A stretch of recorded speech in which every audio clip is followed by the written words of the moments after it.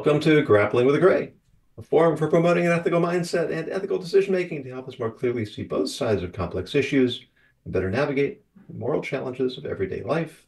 I'm Rabbi Yonason Goldson, and I would like to welcome my guests for today. With me is Deb Coviello, also known as the Drop-In CEO, who's an author, speaker, podcast host, and silver medalist curler who coaches C-suite leaders of today and tomorrow to navigate challenges with confidence.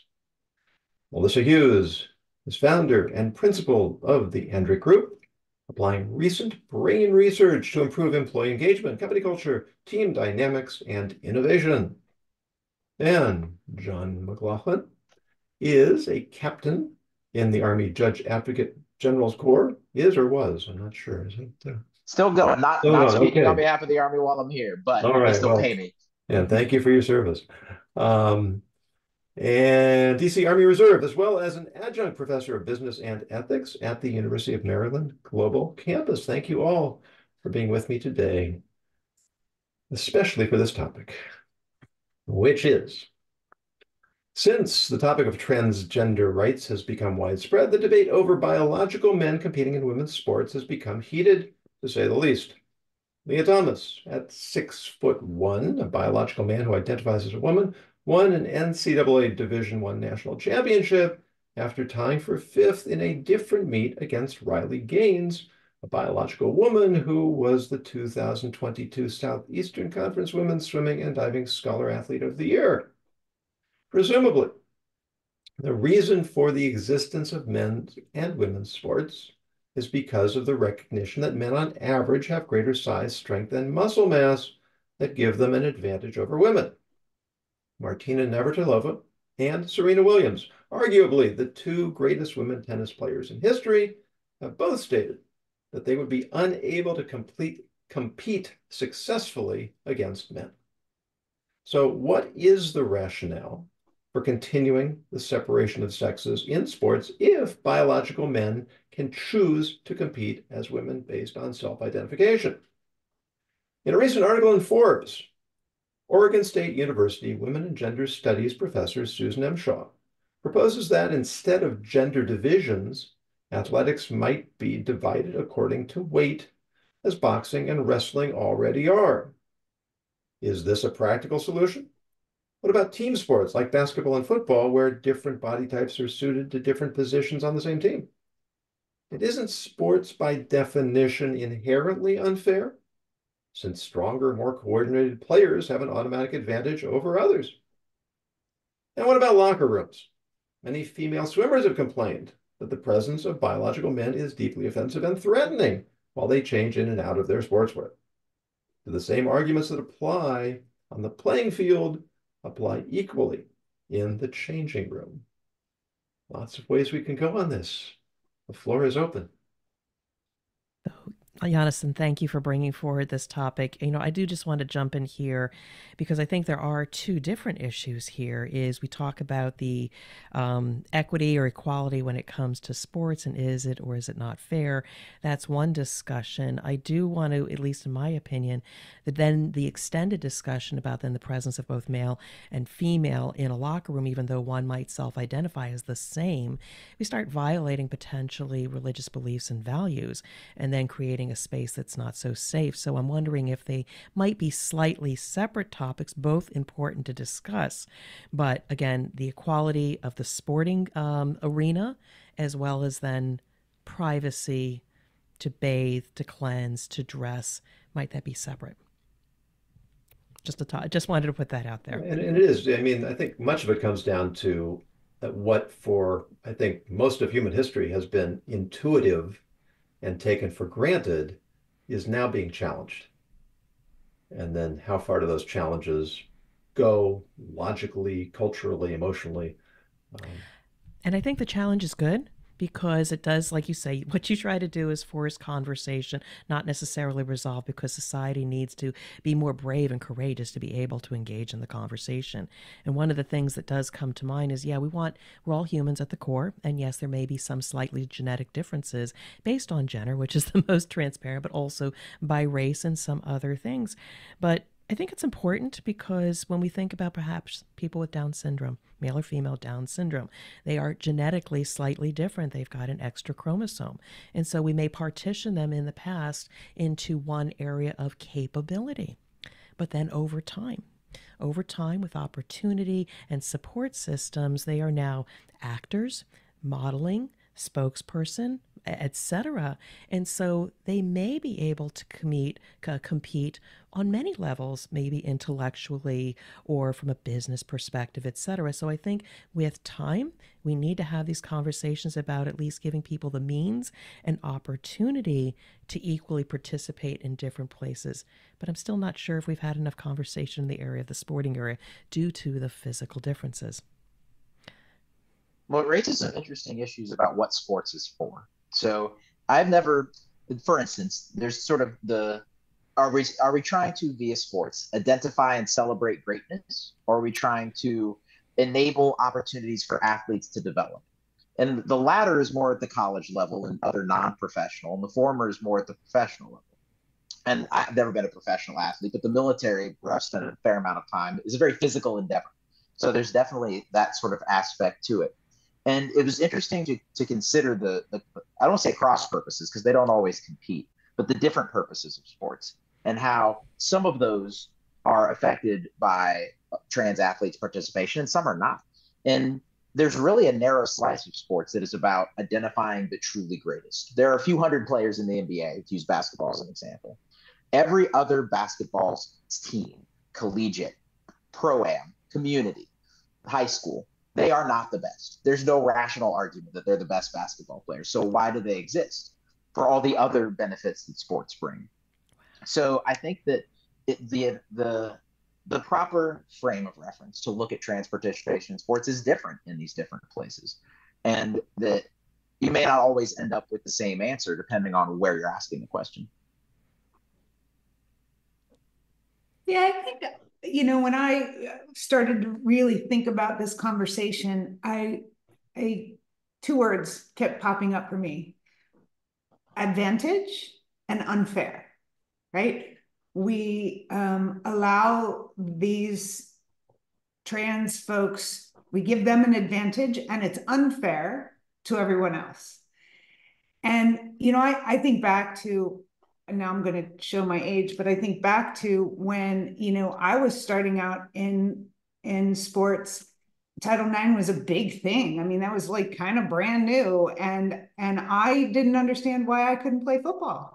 And I couldn't understand why I couldn't play baseball with the boys. Like, I can play baseball. Why can't I play baseball? So, I think about how long it took us to establish some sense of equality with women's athletes separate from men.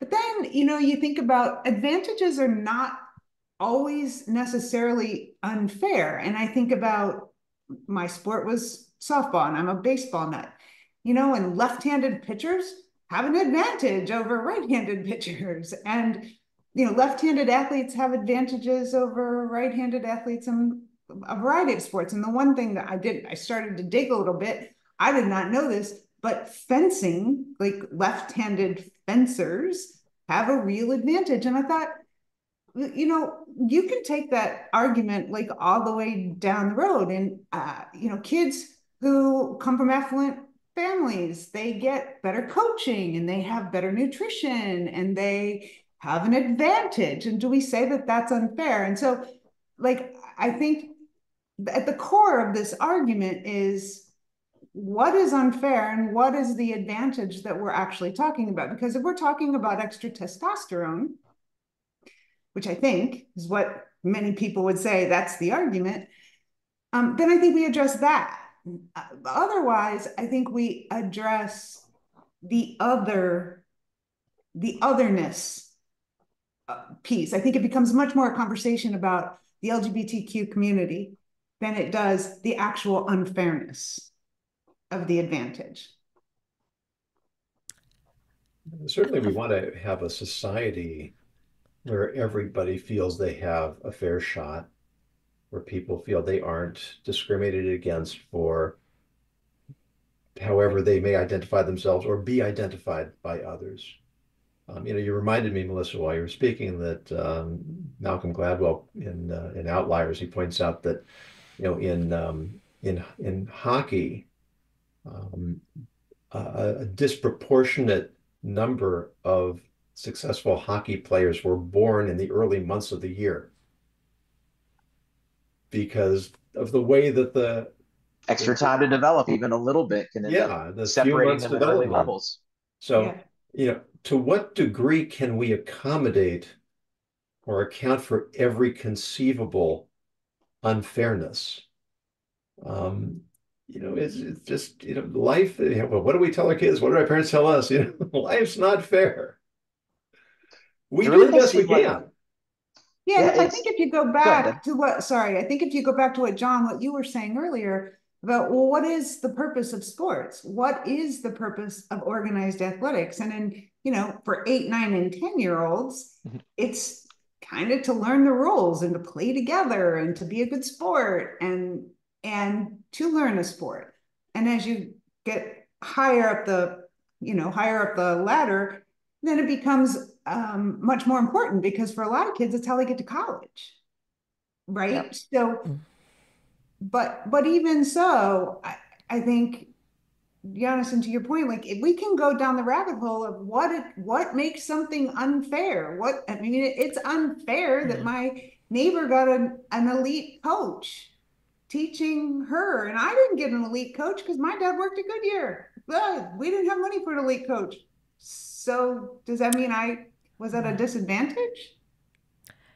I also think this is, before we got on here, I had no idea where this was going to go. But now that this conversation is going, I'm also thinking about, it's like trying to fit a square peg in a round hole while there are only like male and women's sports, and we have the trans person trying to participate in women's sports. Maybe we just haven't developed the forum or the league or the entity for which you can have an open format, for which then you never know what you're going to get. And so as a curler, we have different formats. We have men competition, women competition, we have mixed men and women, and then we just have open.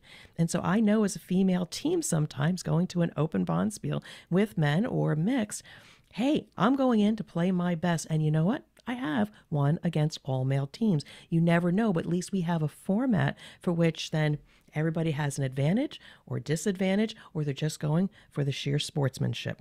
So I almost think maybe we've just not created the forum for which we can realize that sport with however people identify. Apparently they did open up a trans category in swimming, which apparently nobody signed up for, which may be telling. I'm curious, Deb, in curling, is that a sport where you would say men have a significant advantage over women? The only time I would say they have advantage, and it may go to the physical mass difference of the body, is that sometimes when you need to take out a stone, and we'll use the expression peel weight, when you have to throw it so hard to get it into the parking lot, I know as a female, I can throw as hard as I want. It will never be as hard as what my husband might do, but I may still get the same effect. So there is a difference in terms of being able to physically throw. Think about a shot put. Physically, a female may not be able to get it as far. Even if they're a 250-pound female against a 250-pound male, you just can't get it as far. Now, I'm not saying it's not possible, but it can be a challenge. However, I'm darn good at throwing draw shots, sometimes a lot better than men. So it depends on the skill, the finesse, and a little bit of the physical attribute, but I feel a completely level playing field when it comes to curling. And I think in other sports that would certainly not be the case. I mean, they've had reports of world records being shattered by trans athletes, which I think does say something.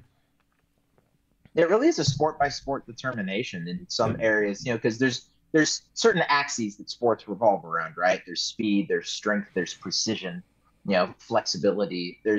I'm not saying that that's an exhaustive list, but in some areas, somebody who went through puberty as a male and is now competing as a female is going to have a massive advantage. In some areas, it's going to be a lot less pronounced. So it's it's difficult to come up with a blanket solution because you want to encourage in general participation. Trying to exclude groups of people has all kinds of harmful effects. And it's even more difficult in this issue because my observation has been there's a lot of people entering this issue who have strong feelings about trans people that have nothing to do with sports and are using the sports issue as a stalking horse to get in their complaints or their praise about this or that side when they really don't care that much about sports. They're just trying to portray something as a problem as often as possible, and sports is a way they seem to do so. And I'm not sure they care too much about the competitive integrity of the sporting events they've taken a sudden interest in. So you also have the complicating factor of people bringing in outside agendas to something that is really unique almost by sport. I was looking up, there's some sports where weight class is determinative. You're not going to have two boxers that weigh 15 pounds difference going at it in the ring and overwhelmingly, most of the time. But there's other sports, like you mentioned, Jonathan, where you'll have people on the field of completely different body types, just depending on what position they're playing. So for some sports, weight is everything. On some sports, you'll have a wide variety there. And, those are very different places when it comes to trans participation and fairness. When I was in college, I certainly didn't play on any particularly competitive level, but we had intramural. I played volleyball, and you had a co-ed team, and there was an understanding that I think none of us were playing at a level where it was really going to make a dramatic difference. But there was this video of a trans athlete that spiked the ball into a female player and caused her significant injury. When I look at a situation, and I agree with you, John, people will politicize anything if that's their agenda. But the way I would start is by getting a consensus among female athletes, because they're the ones who are going to be affected. They're the ones who are dealing with the consequences of this on the ground. And if they overwhelmingly report that they feel that they're at a distinct disadvantage, that they can't compete the way they previously were, and then if we go into the locker room issue, you can add that component. I think that there's an ethical obligation to take that seriously. Yeah, absolutely. If you're asking people to be put in a situation where they're at a significant competitive disadvantage, there needs to be a reason for that. And it could have nothing to do with gender or sex. But if you're asking people to do that, if you put it, sometimes you'll see certain brackets in tournaments where there aren't enough teams or competitors. And so they ask them, do you want to play against, in order to play at all, do you want to play against a team that you're going to be outmatched by? You're going to be at a disadvantage. But otherwise, you may not get to compete. So you're right that we have to take those concerns seriously. And if we're asking people to put themselves in that situation, it's not something we should ever do lightly. Yeah, so maybe the question isn't, do trans athletes, do they have an unfair advantage over straight athletes? Maybe the debate should be, can trans athletes compete meaningfully in a mainstream athletic forum? And if so, like maybe, to Deb's point, maybe this is an open competition. Whoever shows up is who shows up. And by accepting the invitation to come, you accept that there may be trans athletes in there. I think for me, what makes it different is at the younger than college level, like if kids who are in elementary school and middle school and high school, I think it's much more than the sport then. And it is even much more than getting them to college. It is about their self-image. It is about acceptance. It is about being part of a community. It is about learning how to play together and lose together and win together. And when I think about the statistics of LGBTQ kids and suicide and bullying and, all of those things, and I think they're the kids who really need sports the most. And so is excluding them because they may have, an advantage in body size and testosterone or whatever, however we're going to measure the advantage. Is that more important than actually giving them a place to fit and develop their sense of self and allow their identity to crystallize? Their brain isn't even done cooking yet.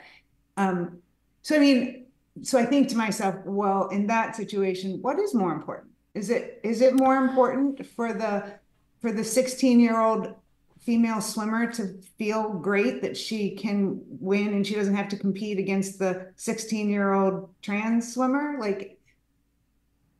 So I think it's different at the different age groups, and certainly college and professional versus not college and not professional. You got me thinking a couple things here. Certainly, I totally support with what you're saying. Sports is critical sometimes to level the playing field when it comes to just building one's confidence and sense of belonging. But I wonder if this agenda or the situation has happened before society has even had a chance to say, well, how do we set people up for success? And so we're playing catch up right now.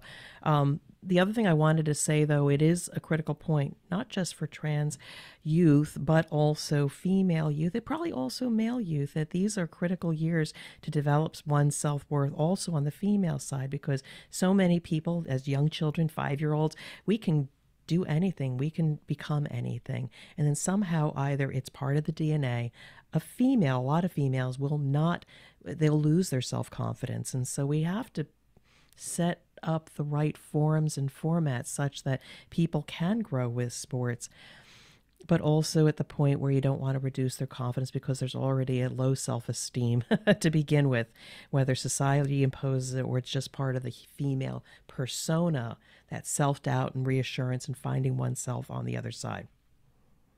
It occurs to me that when my oldest son, was in third grade, he was accepted in the most competitive Little League here in St. Louis. Extremely competitive. And to the point where some parents, not on our team, we didn't win one game all year, but right, we played at one point, we played the third ranked team from the previous year in the country. And this was a team the parents had invested thousands and thousands of dollars and countless hours. And, it really wasn't a contest. But the next year, he'd grown, he'd gotten bigger, his body had changed. He didn't make the team. And he was disappointed. But, then he went on to have to lead his team to victory as pitcher in the league he was in. So, his competing at a level that was suitable for him. On the one hand, he probably learned more losing every game because he had a professional coach and they were learning fundamentals and basics. And the other time I was coaching them, which was not like having a World Series pitcher coaching them. They had more fun. They enjoyed winning. You have all these nuances. And I think it goes back to that same issue of what's called an advantage, what's called fair. Not every kid's a natural athlete. Mm-hmm.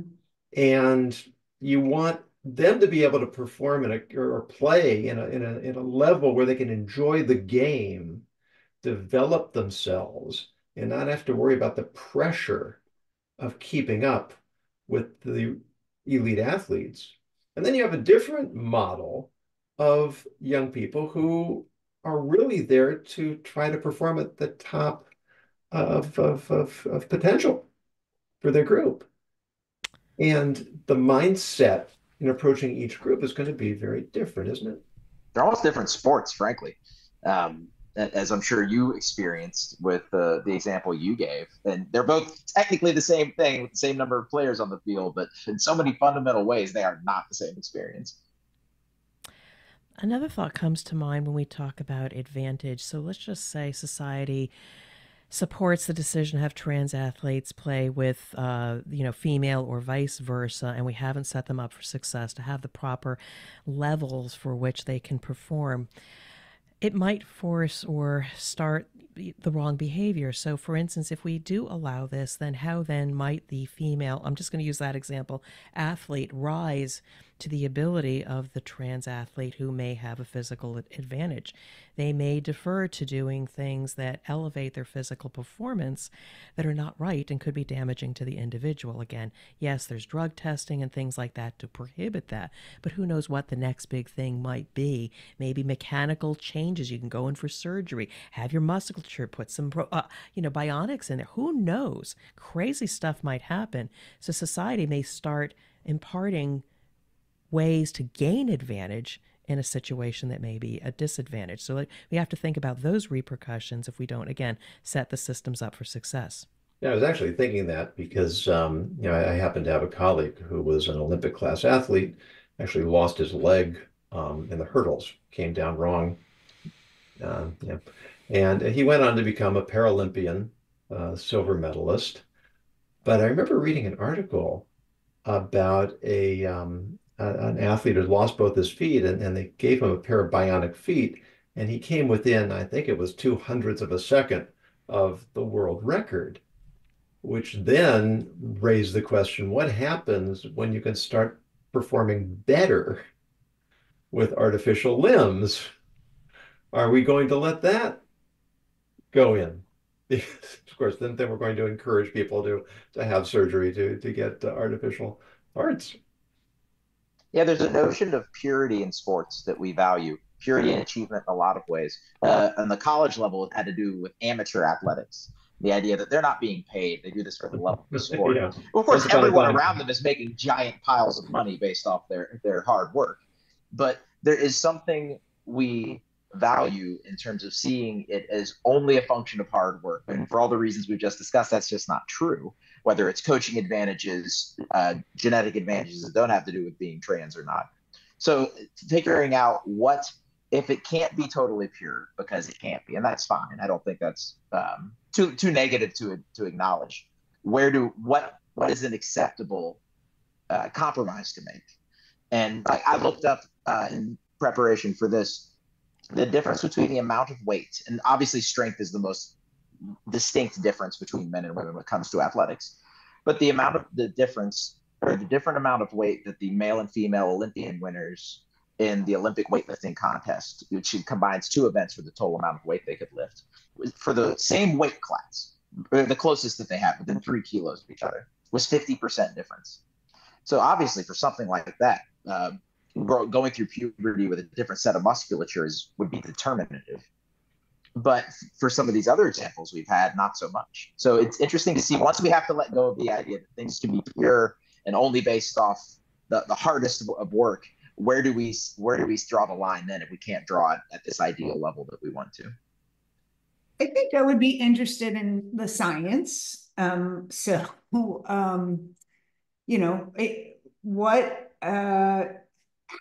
does the transgender process impact, because I have to believe that I'm not that kind of scientist, but I have to believe that process does impact strength and, different facets of your muscular stature and all of the stuff. So I have to believe that it makes a difference if that happens before puberty or after puberty, or how late into puberty. All of those things, I think, would play a part in how you end up at the end of the process. And so I think if we are going to scrutinize the advantage or unfairness, then I think we should do that based on not conjecture. I think we should do that based on science. So, and we're smart people. So who's telling us, what are the studies? To your point, John, I didn't know the difference between the weightlifting stuff, but I have to believe that a trans process would actually diminish somewhat the strength of that person if if they had just remained a man. So how much? And how long, what is that process and what does it do to the body over time? And does it matter when that process happens? Like if they're 25 or if they're 16? And, I think until we get to that kind of science, I think this whole conversation is unfair because, because it is, it really does in my mind, and I'm always skewed to the child. So I'm just going to own that right up front. But in my mind, it really does become about the other much more than it becomes about the fairness of the sport. And I'll, just go back to John, your original comment about people are making really up in arms about this issue and they could care less about sports. They have absolutely no interest in preserving the sport, but it's the issue that bothers them. And so if we're going to fight the issue, then I think we should fight it with science. But doesn't the issue of the other go both ways, Melissa? The young woman who is competing at a high level and now feels that she can't compete. There's an inherent unfairness, and she now feels that the system is against her, the culture is against her. She's somewhat inadequate because she doesn't have the hardware to accomplish what she thought was going to enable her to compete on that level. Absolutely. And again, I think if we're going to let them in to sports, then we need to say to that female athlete, this is the science behind that decision. But until we have science, then it is just an ideological position, right? Whether you support the trans, it really does become about transgender, not trans athletes, I think. Yeah, at the core of everything, we're all humans, and I think we all support every human's right to practice whatever religion, represent their persona in any which way in order to have a fulfilling life. So I think we're all on the same page with that.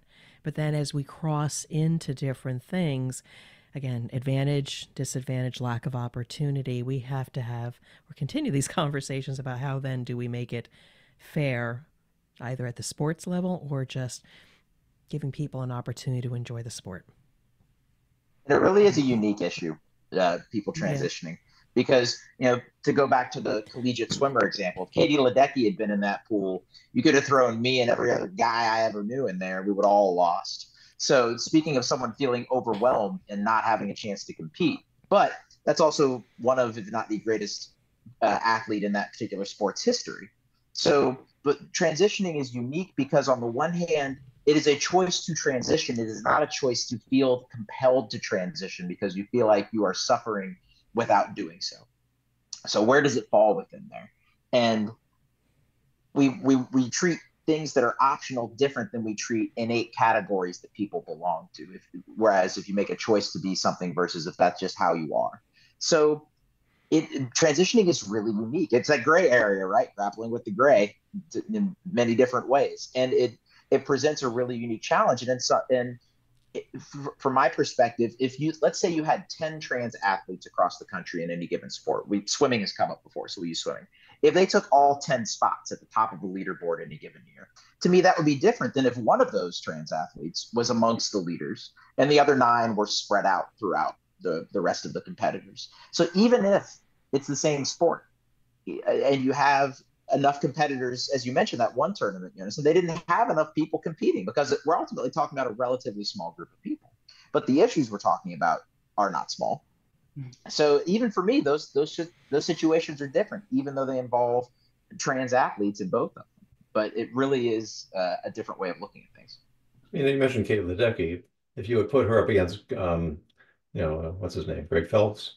Michael Phelps. Michael Phelps, yeah, in his heyday, she wouldn't have had a chance. We're getting towards the end of the program, so I'm going to feel able to expose a little bit of my bias. Someone comes from traditional values. that society operates according to definitions, and there are many who are upset that it seems so hard for many to define woman anymore, um, which is something that typically has been taken for granted, and I think many people still feel this is fairly cut and dry. This sort of blurring of lines. We there's enough gray in the world already. When we start muddling more of it, creating more confusion, I think that has a collective psychological effect on us as well. And you're right, John, that there really are two issues in tandem. There's the philosophy of transgender, and there's the fairness of athletics. I think it's instructive that we're not hearing much about women who trans Transition. thank you, transition to men wanting to compete in the men's athletics. I think that's instructive. And it does make me wonder how much of it is about identity and how much of it is about winning.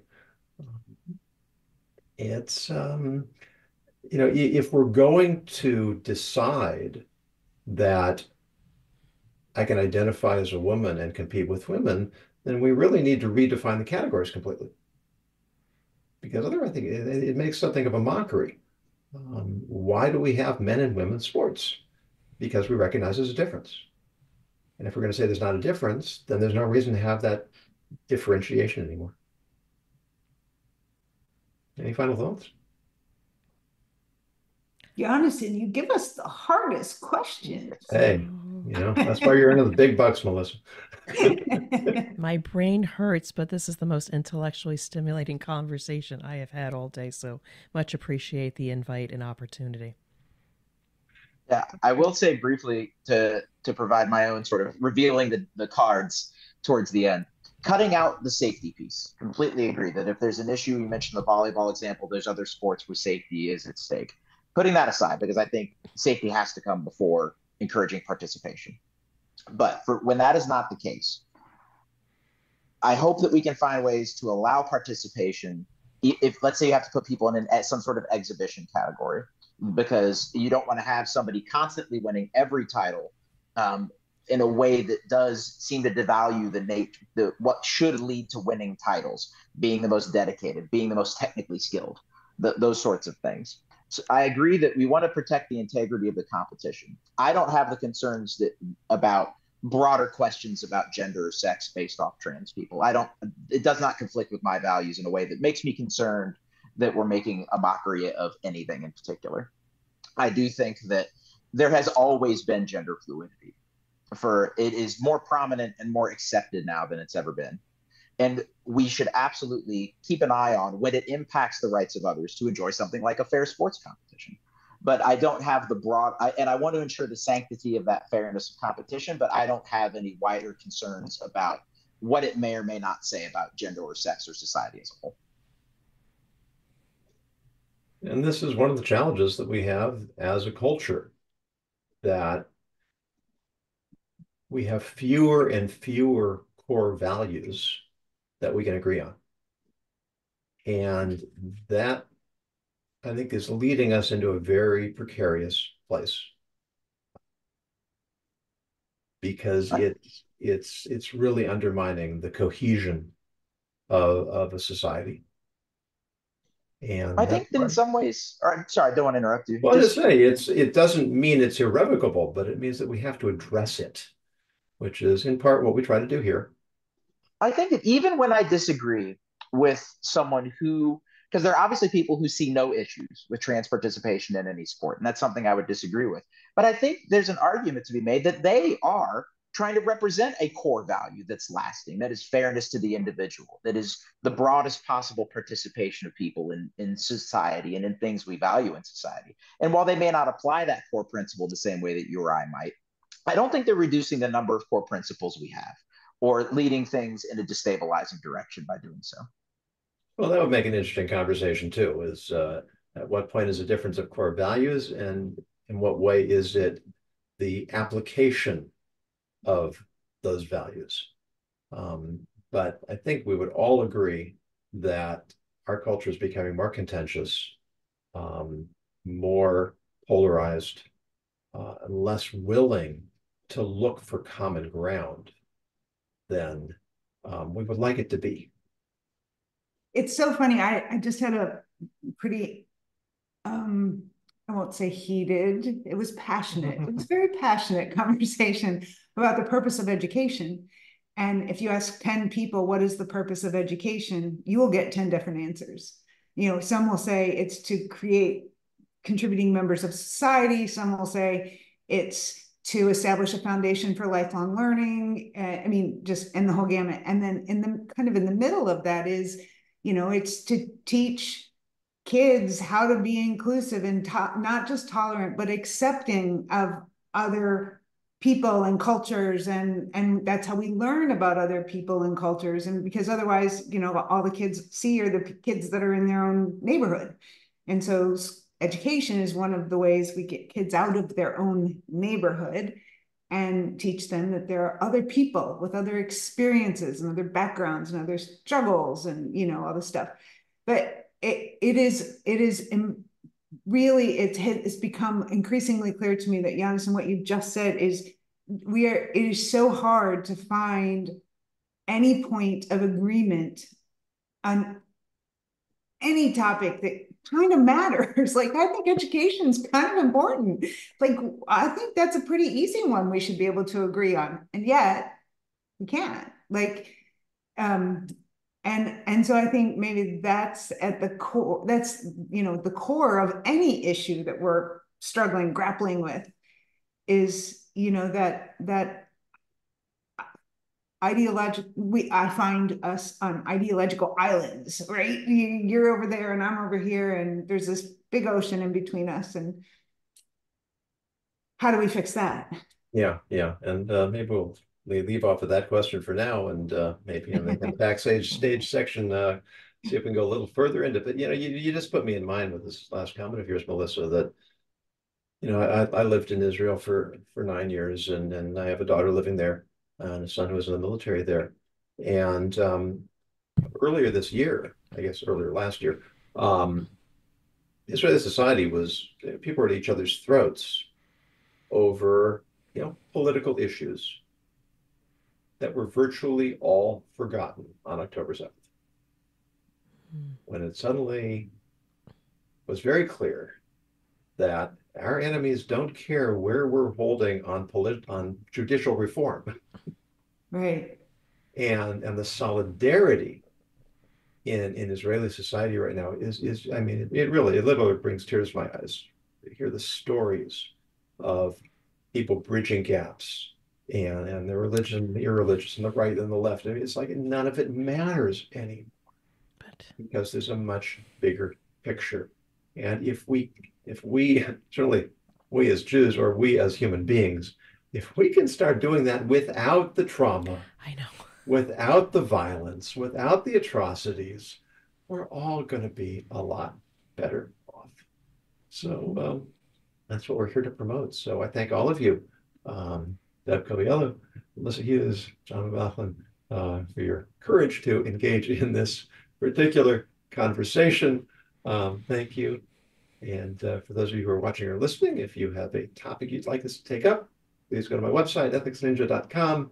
Use the contact information, submit your idea. If it's compelling, we'll use it for a future episode. And as always, until next time, encourage you to continue grappling with the gray.